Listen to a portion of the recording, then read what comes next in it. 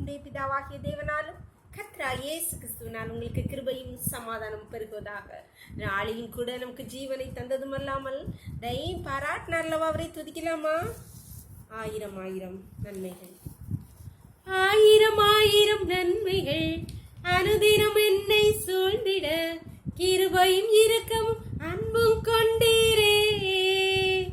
நல்ல எபினேசரா என்னை நடத்தி வந்தீரே, நன்றி சொல்ல வார்த்தை இல்லையே. நல்ல எபினேசரா என்னை நடத்தி வந்தீரே, நன்றி சொல்ல வார்த்தை இல்லையே. காலை மாலை எல்லா வேளையிலும் என்னை நடத்தும் கரங்கள் நான் கண்டேன். தேவை பெருகும் போது சிக்கி தவித்திடாது உதவும் கரங்கள் நான் கண்டேன்.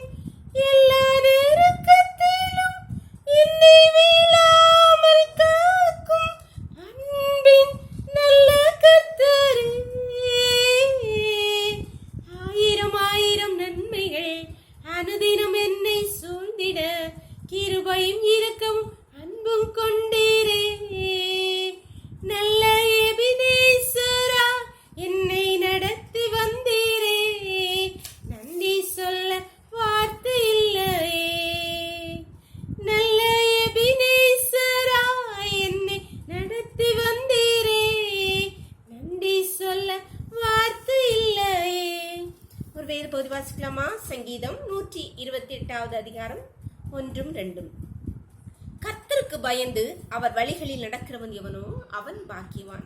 உன் கைகளின் பிரயாசத்தை நீ சாப்பிடுவாய், உனக்கு பாக்கியமும் நன்மையும் உண்டாயிருக்கும். இங்கே சங்கீதக்காரனை கொண்டு கர்த்தர் சொல்லுகிறார், கர்த்தருக்கு பயந்து அவர் வழிகளில் நடக்கிறவனுக்கு நன்மையும் பாக்கியமும் உண்டாயிருக்கும் என்று சொல்லப்பட்டிருக்கு. அன்பானவர்களே, இந்த பிந்திய பகுதியில் உள்ள நன்மையையும் பாக்கியத்தையும் எல்லாரும் விரும்புகிறோம். அது வேண்டும் என்று கடவுளை நோக்கி கூப்பிடுறோம். கர்த்தாவே கர்த்தாவே, என் பிள்ளையை ஆசீர்வாதம், என்னை ஆசீர்வாதம், குடும்பத்தை ஆசீர்வாதம் என்று நம்மையால் நிரப்பம் என்று கெஞ்சி கெஞ்சி கேட்கிறோம். ஆனா அதற்கு எதை செய்தால் அது கிடைக்குமோ அதை செய்ய தவறு விடுகிறோம். கர்த்தருக்கு பயந்து அவர் வழிகளில் நடக்கிறவனுக்கு தான் அந்த நன்மையும் பாக்கியம். நம்ம அதை செய்யாததுனால இந்த 2வது உள்ள காரியம், அவர் சொன்ன வாக்குத்தத்தை நாம் சுதந்திரிக்க முடியாமல் தவித்து கொண்டிருக்கார். அன்பானவர்களே, நம்முடைய வாழ்க்கை, நம்முடைய வழிகள் கர்த்தருக்கு பிரியமாய் அவருக்கு பயந்து அவருடைய வார்த்தைகளின்படி இருக்குமானால் இந்த பிந்தைய பகுதியில் உள்ள பாக்கியம் நன்மையும் தானாக நம்மை தேடி வந்து கர்த்தர் அவரை நமக்கு நிச்சயமா அருளிச்சர். ஏன்னா அவர் வாக்கு மாறாதவர், அவர் உண்மையுள்ளவர். அதனால நம்ம ஒப்பு கொடுக்கலாமா? அவருக்கு பயந்து அவர் வார்த்தைகளின்படி நடக்க நம்மை முழுவதுமாய் ஒப்பு கொடுப்போம். அப்பொழுது அவர் நம்மளை ஆசீர்வதித்து நன்மையினாலும் கிருபையினாலும் இரக்கங்களினாலும் நம்மை நிரப்புது அதிக அதிக நிச்சயம். அதில் எவ்வளவு சந்தேகம் இல்லை. ஜெபம் பண்ணலாமா? ஒப்பு கொடுத்து எங்களை நேசிக்கிறேன் அன்பின் தகப்பனே, இந்த அருமையான நாளுக்காக கூடி நன்றியப்பா. நாளின் காலை முதலியும் மட்டுமா உம்முடையதாய உள்ள கரம் உங்க கிருபங்களை தாங்கினதேப்பா. நன்றி நன்றியப்பா. இப்பொழுது மடியாளோடு இணைந்திருக்கிற ஒவ்வொரு வழியிலும் உடைய கரத்திலே தரீருமப்பா. உமக்கு பயந்து உம்முடைய வழிகளில் நடக்குவதற்கு தங்களை ஒப்பு கொடுக்கிற ஒவ்வொரு வழியிலையும் கர்த்தர் நன்மையினாலும் கிருபையினாலும் இரக்கங்களினால் ஆசீர்வாதங்களினால் நிரப்புவீராக அப்பா. உம்முடைய கருத்திலே ஒவ்வொரு வழியிலையும் தாழ்த்தி தருகிறோம் கர்த்தாவை. விரக்களை மூடி மறைச்சுக்கோங்கப்பா.